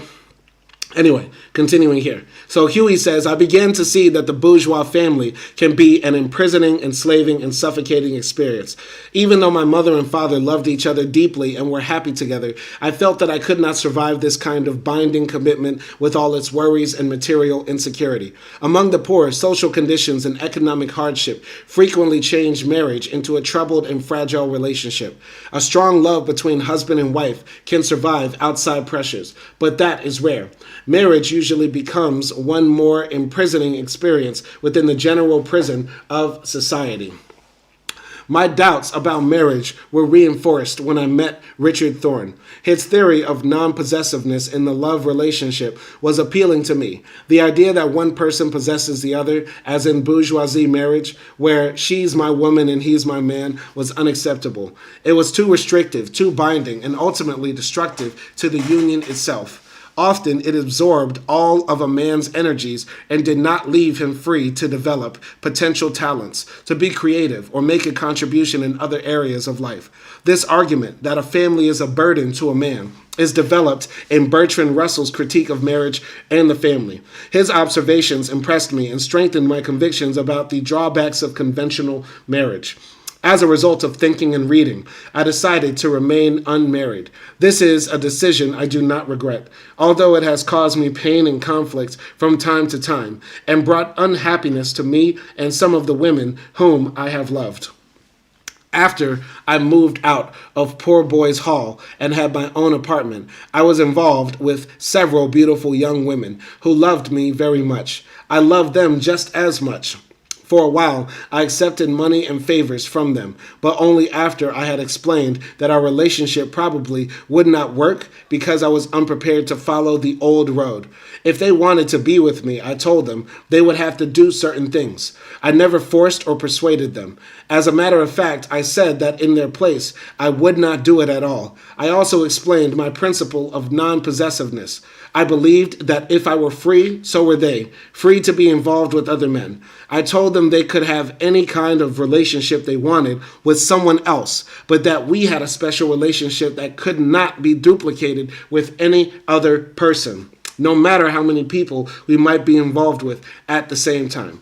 This meant freedom for me, because I could have 3 or 4 relationships at the same time without having to keep one secret from the other. Okay, so Huey P was outside trying to be a player. What does the P in Huey stand for? Player. Huey Player Newton. Man out here trying to live a polyamorous lifestyle.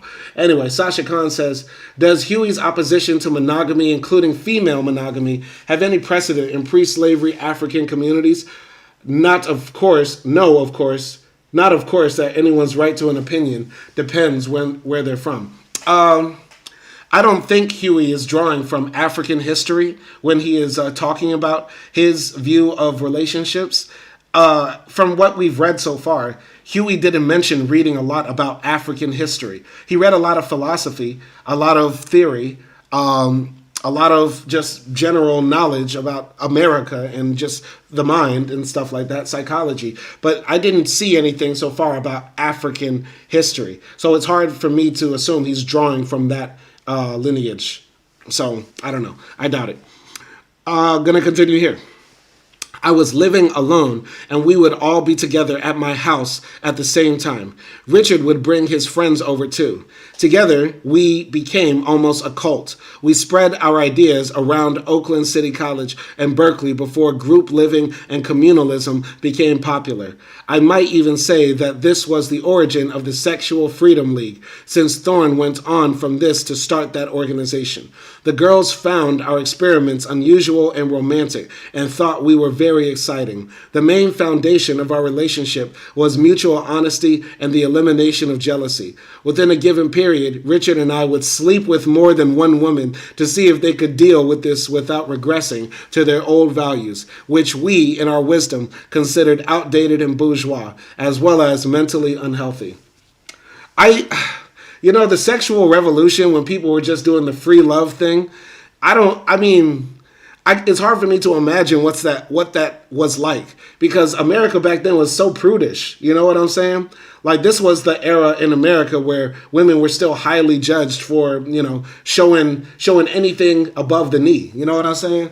Like, or then again, maybe I'm just so twisted because I grew up in Confederate rural backwards ass South. You know what I'm saying? I don't know.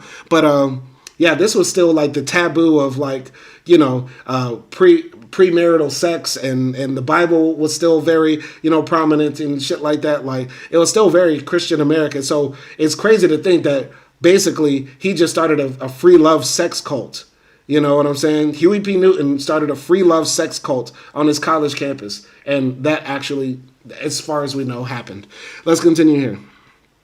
So, although much of this involved a new philosophy about the family, another part of it was exploitative. I was serious about our attempt to question matters through practice, but I also felt that we were taking advantage of the women for practical reasons. Women paid my rent, cooked my food, and did other things for me, while any money I came by was mine to keep. Oh, this man was a hobosexual. Look at Huey P. Newton, a hobosexual. Look at that. Look at that. That's crazy. Sasha Khan said in the comment, doesn't certain average male competencies evolve from female monogamy, though, including amongst the close relatives of the human, such as the gorilla? I think there is an argument to be made that, part of our development into the species that we are today is because of some monogamous activities. Of course, monogamy had to be generally practiced. Well, no, not monogamy, but sexual, I would say non-incestuous relationships had to happen for us to realize and develop as a species, right? I don't think monogamy in and of itself, matter of fact, I take that back because I'm thinking on my feet right now. I don't think monogamy is inherently tied to our development as a species. Because number one, as humans, we can see that we can operate fully in polyamorous relationships, in relationships where a woman has more than one husband, or a man has more than one wife, or it's all, very mixed up and stuff like that. That generally can happen as long as the relationships are not incestuous. There are multiple ways for humans to have, mating relationships, reproductive sexual relationships. So it's hard for me. I cannot come of the opinion that, that the way we're supposed to be is monogamous because we can observe monogamy in some of our distant ancestors. Okay? The dual burden feminists write about it. I meant male competition based on female monogamy. Dual burden comment was referring to Huey. Sasha Khan also says polygyny was more common in most cultures, especially long-lasting cultures, than polyandry or mutual polygamy. Listen, I'm no expert or a geneticist. I'm still studying sociology, and this to me sounds like a historical anthropological question. But I'm more than welcome to have a research day about this or a discussion about this. But once again, I think just looking at history, we can find examples of many different types of people's sexual relationships and organization of those types of sexual relationships. We can find polyandry, polygyny, polygamy, all different types of relationships that work for people or that society support. So I believe that what works for humans is based upon how can we organize a society around it. You know what I mean? Can we organize a society around it? And if we can, then it's natural for us because that's how flexible we are as people. You know what I'm saying? Anyway, I'm going to continue here. So, although much of this, so I already read that part where he said he was a homosexual pimping women. All right. Jordan says, nice drip. I appreciate that, Jordan. Thank you for joining the conversation. We're going to continue here. So, around this time, I was pulling small-time armed robberies with some of my crime partners. We hid in the parking lots of expensive white clubs, and when the people came out, we took their fur wraps, wallets, rings, and watches. I never wanted to do these things on a large scale. What I wanted was leisure time to read and make love. My idea was to be involved with a number of women, and I was. I look back on this time as a kind of God experience, when I was free to do anything I wanted. There was conflict, however, because while I was exploiting women, I was also fighting some internal values that would not let me alone. Perhaps these arose from the Christian principles that had been instilled in me from birth, perhaps from traditional mores. Still more likely, the conflict arose out of my desire not to treat another human being as an object. The fact that I found it necessary to explain to women that they were at a disadvantage in their relationship with me indicated that I needed some kind of defense mechanism against the guilt I felt. Still, women made my freedom possible by sacrificing their traditional ideas of husband and family. I don't know Huey P was born, 1942, they said? Something like that. So it's very likely that he was very sexist. You know what I'm saying? By the way, shout out to Bryant McCain. Bryant McCain is up in the chat, thanks. Or Brian T. McCain. But Huey P was probably very sexist because he grew up in a sexist society, very patriarchal society. But when he is writing about his relationships with women, for me, I'm not interpreting this as overtly sexist. Maybe he was, I believe maybe he just viewed women for the pleasure that they might have been able to give him, right? But I think he drew this a part of the larger worldview of like we're rebelling against a bourgeois sexual more society, like a society built upon limiting people's sexual freedoms, right? And so by getting rid of these bourgeois ideas that women are only meant for sex for procreation, and that maybe I could have sex with women just for fun, and maybe in this twisted backwards way, you know, in a pre-woke type of way, but in a very left-wing way back then, he looked at free sex as a type of liberation or against the taboo conservative ideas about sex. So you know what I'm saying? And yeah, I think that's an interesting. It's an interesting outlook. Once again, the sexual revolution, I wasn't there for it. I don't know about it. You know what I'm saying? But what do y'all think? Anyway, Sasha Khan says in the comments, dual burden is the woman adopts man's role as the provider, but still is expected to do the traditional female work as well, thus has less free time than the man. P.S. Polyandrous cultures often ended, thus potentially even less free time than a traditional wife. Sasha Khan also says sexual pleasure was accepted in both the Hadith and Old Testament Song of Solomon long before the sexual revolution. Yes, but in the Islamic Hadiths and in Islam in general, they say you can pretty much do whatever you want with your wife except have sex with your other wives, with one of your wives, or do it in the butt. And that's it. Like then, other than that, they say in the Quran and in the Bible, right? Have as much fun and sexual freedom with your partner. Just don't do it in the butt, and don't do it with all your wives at one time. That's what they say. So I don't know if that's full sexual revolution because they want to liberate sex from marriage. The point of the sexual revolution was to liberate sex from marriage. And the dual burden that women suffer under is a result of capitalism, I would say. So I don't know what you're going at with that. But if you want to explain how the dual burden relates to this, you're more than welcome to. All right. But continuing here. All right. Where were we? Where was we? So, okay. Still, women made my freedom possible by sacrificing their traditional ideas of husband and family. While I loved many women, only twice did I feel an impulse to marry. Even then, after serious consideration, I could not go through with it. Every time I felt close to a woman, I knew it was time for the relationship to end. No matter how deeply I felt, I could not share her goals if they led to a compromise with society.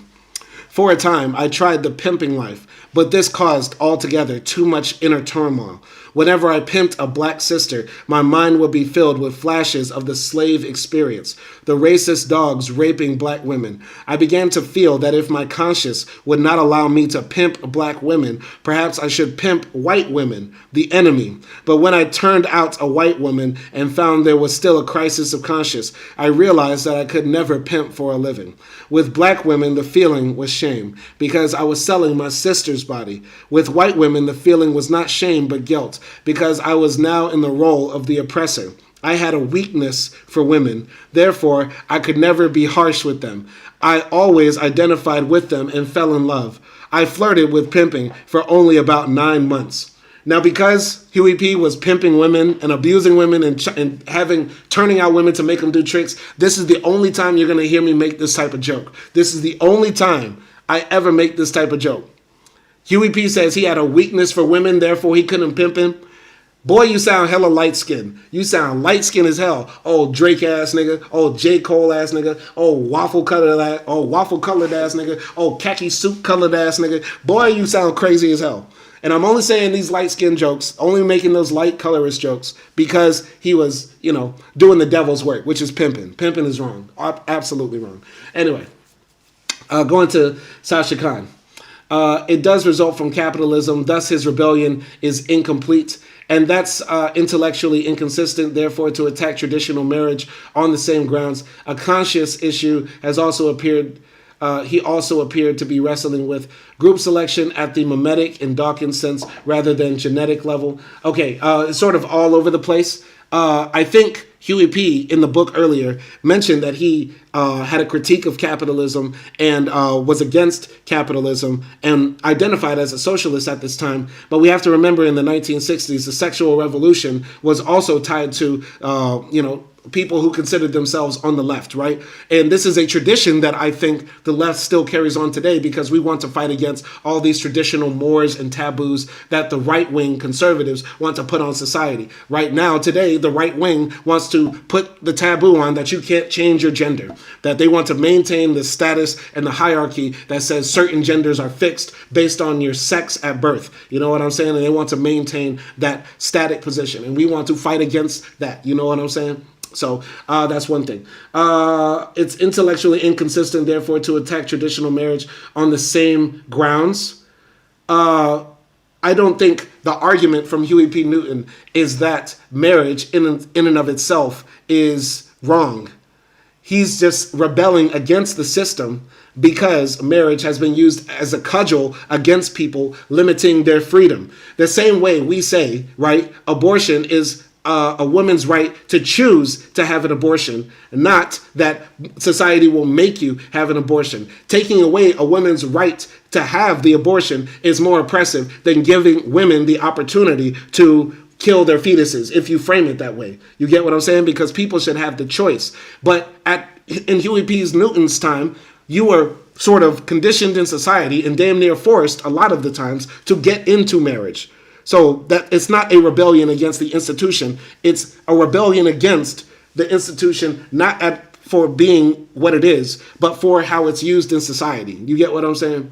That's how I'm viewing it. I'm copying messages from where it was too extensive, hence why it didn't make sense. Okay, that's what Sasha Khan is saying. That's how I'm interpreting what Huey P. Newton is saying, though. But if you interpret it differently, then so be it. All I'm here to do is read the text and react to it. And I appreciate you, Sasha Khan, for coming through with all of this. Anyway, so Huey P says, I flirted with pimping for only about 9 months. It was during this period that I met Dolores. She and I were together for 5 years until I went to jail after the Odell Lee case. Slowly, imperceptibly, I fell more deeply in love with her than I ever had before. She had certain qualities that set her apart from all the others. She was special, unique. Doris was a beautiful Afro-Filipino, free spirit, child woman who lived with a passionate intensity. Huey P. was chasing exoticals. Huey P. was chasing Saweetie. I'm telling you, man, he couldn't get away with this shit he was doing in the South because in the South, we don't have exoticals like Afro-Filipinos. Where they do that at? Where do they do that at? Where? Because it ain't Mississippi for damn sure. Anyway, Dolores was a beautiful Afro-Filipino exotical who lived with a passionate intensity. Life with her was spontaneous, unpredictable, and filled with surprises. For she had the unself-consciousness of an impulsive and mischievous child. Sometimes, if I was reading or absorbed, she would steal up behind me and jump on my back. She loved fighting games and played aggressively. Often Melvin and I had to retreat from a barrage of small stones that came flying at us, accompanied by triumphant laughter and taunts. Okay, so he just fell in love with this little firecracker, I guess. All right. Sasha Khan says the group selection comment didn't make sense because it was copied from earlier talking about how polyandry died out in many of the cultures it used to happen. Okay, maybe that's true. Once again, not that familiar with it, but I believe you because you sound like you know what you're talking about. You sound very smart in relation to this. I'm going to continue here. So Huey P. says, there was a deeper, more complex side to her nature, for she was a creature of great contrast. Dolores had an unusual gift for language and a sensitivity to the nuances and subtleties of words. She composed small poems that to me seemed remarkable. They revealed an awareness of the tenuousness of all human involvements and the sense of despair that hovers constantly at the lover's threshold of consciousness.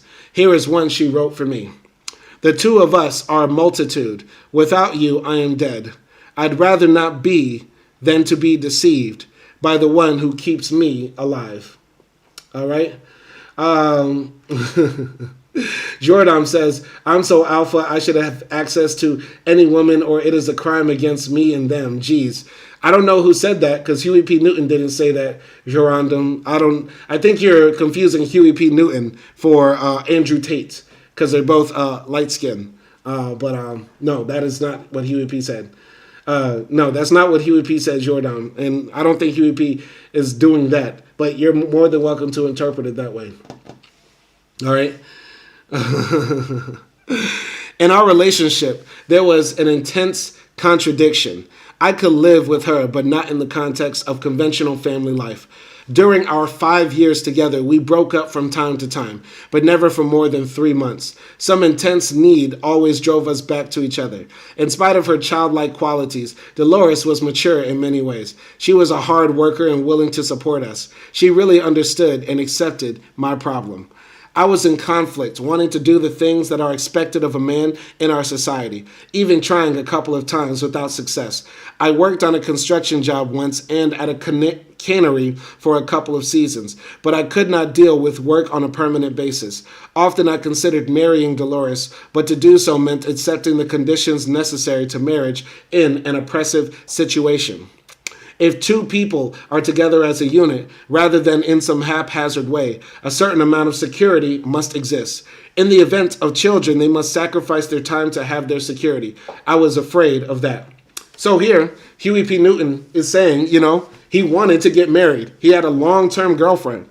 5 years with this exotical baddie, Afro-Filipino. You know what I'm saying? 2C hair. 2C. He wanted to get married, but his mind is like, I don't want to get married, not because I don't believe in marriage, but because the system is oppressive. I saw my father struggle and fight and scrape for every single dollar, and he still didn't have 2 pennies to rub together after pulling in triple shifts. You get what I'm saying? So, yeah, for anybody in the comments, and you're right to have a critique of brother Huey P. You're right to critique Huey P. But let's just let it be fair. Let's let him tell his story. You know what I'm saying? Because if we're men here and we are heterosexual, there's no way that all of us have a clean record or the best record when it comes to dealing with women. Let's continue. So many of my contemporaries were getting married in the hope of securing a good job and raising a family. But their marriages soon broke up because it cost so much to live and their jobs were so treacherously menial that all their time was spent grubbing for basic necessities. Their dreams were crushed by the realities of their lives. When I saw myself heading in that direction, I balked. By rejecting marriage and a family, I held on to my freedom, but I lost the intimacy and companionship of a woman, an experience that is probably as great as, perhaps greater than, the freedom I wanted. My inability to make a total commitment led Doris to disaster. Our years together and our closeness had created a deep dependence in her. Although I tried to maintain my own freedom in various ways, one of these was to see other women. One night, I brought another woman to my parents' home. While we were there, Dolores unexpectedly came over. The other woman and I went out, leaving Dolores there. Finally, about 2 a.m, I left my companion and returned to our apartment. Dolores was gone. After some frantic calls, I made one to my cousin, who lived nearby. She told me Dolores had taken 40 sleeping pills. I rushed over and found Dolores unconscious. An ambulance came and took her to the hospital. No one knew if help had arrived in time. I rushed to the hospital. She was alive. Damn. Okay. Sasha Khan says, regarding the crime against me and them comment, which Huey did not say. Okay. Okay, yeah, I guess what you're saying. I guess we'll have to go back to that. I viewed it as a crime against me and them. Yeah, okay, so Huey did not say that. It's not in the text. Anyway, so yeah, basically he cheated on Dolores, this girl he said he loved and he wanted to marry. Dolores tried to take her life. Dolores tried to take her own life. Anyway, I should have seen the danger. Some of her poems had foreshadowed the self-destructive impulse. One of them in particular had a somber, despairing quality. The pigeons of my conscience make shadows on the wall. The cannibal that lives within my mind leaves no room for the imagination. I regret just this. My experience with Dolores reinforced, in the end, my conviction that the demands two people make upon each other can be crippling and destructive. No matter how much they love each other, the values of our society conspire to add intolerable pressures to a binding relationship. The contradictions inherent in marriage make it all but impossible to survive. These contradictions have been solved by the values of the Black Panther Party and by the party's communal life. The closeness of the group and the shared sense of purpose transform us into a harmonious, functioning body, working for the destruction of those conditions that make people suffer. Our unity has transformed us to the point where we have not compromised with the system. We have the closeness and love of family life, the will to live in spite of cruel conditions.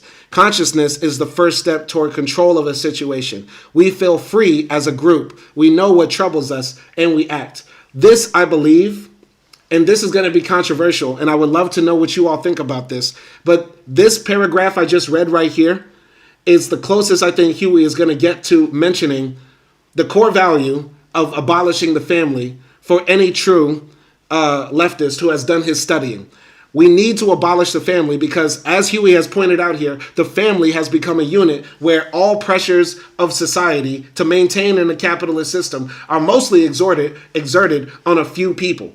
The man primarily is seen to be the breadwinner. He must sacrifice his life to make his family secure and safe in a system that is meant to grind as much value out of him as possible. Women are seen as tools and objects only for the reproduction of the family at its inherent core, which is why in America and many other societies, you hear people say the greatest job a woman can do is be a mom. And what he is saying here is essentially the core root idea that we've had in Africa for a long time. And I would argue many societies before, modern civilization came into being, is that it takes a village to raise a child.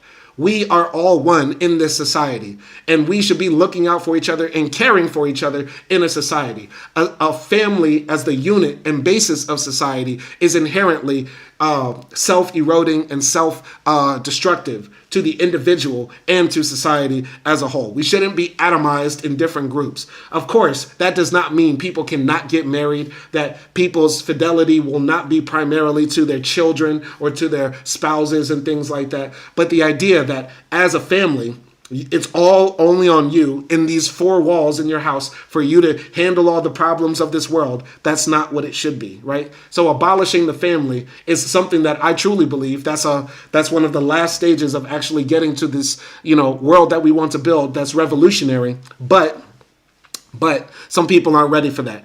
I would love to hear any defense of the modern family under capitalism from anybody, but there's no defense of the modern family, in my opinion, that doesn't result in a later argument towards fascism, totalitarianism, sexism, racism, misogyny, homophobia, transphobia, etc., etc.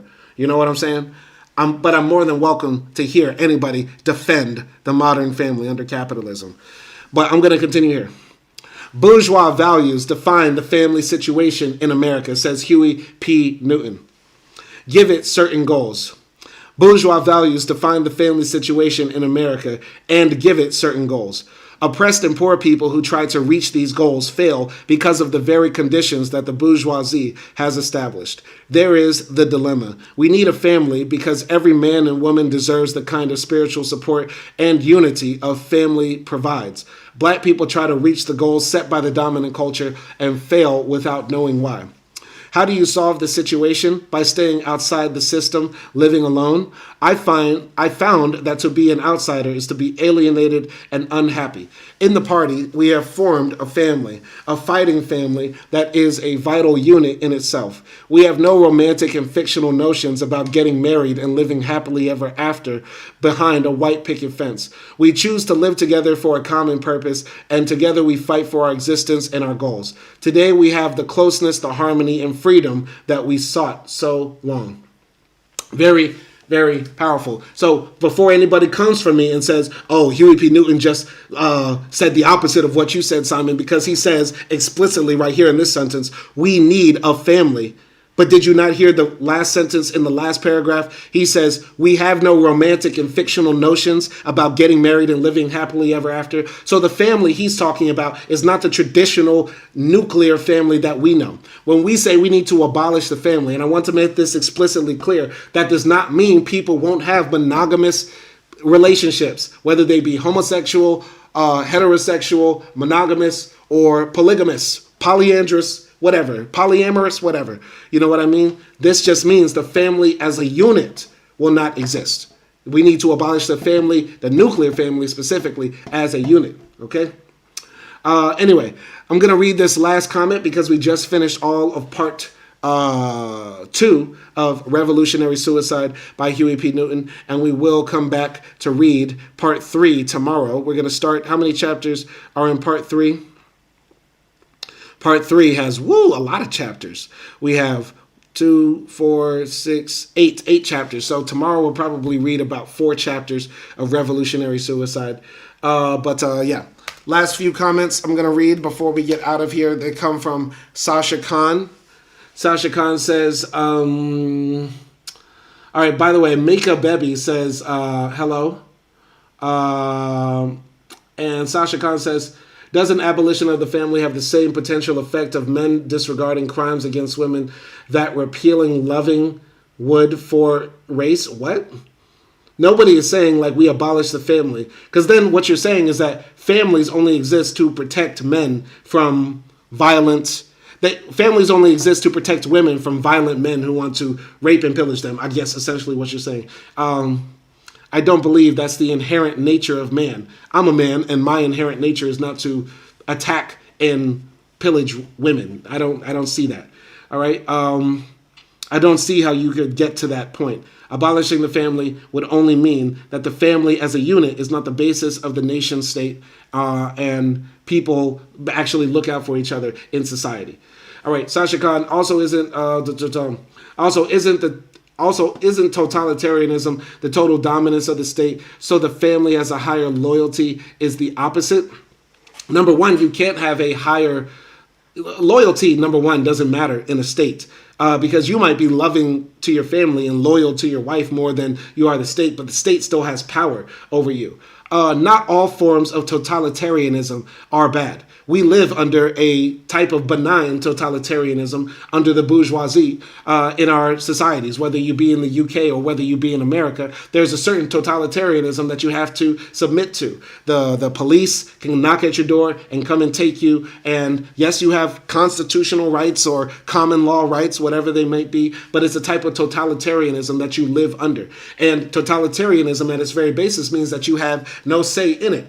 And because I was not around when the Constitution was being drafted, would not have had any say had I been around had the Constitution been drafted, but I still have to live under the United States Constitution as a form of law that governs my life. Therefore, it's a type of totalitarianism that I live under. It's just an acceptable form. Okay, we can't use blanket totalitarianism because we want to bring about a totalitarianism of the working class, of the poor, of the people who are dispossessed right now. We want them to be able to rule over the world. We do not want the pedophile billionaires like the Jeffrey Epsteins and Donald Trumps to rule the world. We want the meek to inherit the earth. Going to continue here. Sasha Khan also says, even authoritarian regimes that paid lip service to the family often disregarded it in preface. For example, Hitler pressured families with the euthanasia program. I would also say that yes, because the family as a unit was the basis of the Nazi nation state, Hitler could pressure the family and goad them and say, hey, listen, you all, you don't produce enough white Aryan babies, we're going to kill you, whatever. I'm not that well versed on that, but that I'm trying to read in between the lines. But I'm saying right now, you know what I'm saying? Like in America, I'm just going to talk about my country. They want women to get married, have as many babies as possible, because that is the goal of the right-wing fascists who are in power right now. And coming from my home state where a woman's life is in danger just for getting pregnant, because we have a high infant mortality rate and a high maternal mortality rate in Louisiana, and zero abortion clinics in Louisiana. There is a war on women right now because the war is waged in the name of saving the traditional family in America, right? I'm going to continue here. Sasha Khan says, Action T4, I think it was called. Okay, maybe. I see totalitarianism as a replacement of God for the state. Well, you might believe in God, but God doesn't come down and directly rule the earth. It takes man to do that, right? So totalitarianism, I would say, is not inherently bad. There are forms of totalitarianism that we live under and we accept. If you disagree with that, please tell me a place that is not totalitarian. When we use the term totalitarian, we talk about people that ratchet it up, generally in a direction that we don't like. Though if there were people who are acting totalitarian in a direction that we do like, we would actually like it. If there were people out there expropriating the wealth of Elon Musk and giving it to you, Jorandam, or you, Sasha Khan, I'm pretty sure you would have said, oh, those people are so totalitarian. They stole from the billionaire and gave it to me. They're so totalitarian. Totalitarianism is not inherently bad. I agree with that definition, says Sasha Khan. I don't know which definition, but okay. Anyway, we're going to wrap it up here. Thank you for watching. This has been Revolutionary Suicide by Huey P. Newton, his 1972 memoir. Hopefully you found this interesting. Hopefully you found it enlightening. Hopefully my commentary helped somebody better understand the concepts that we are wrestling with and what type of world we want to see and why we do this educational work. Y'all be easy out there, and peace.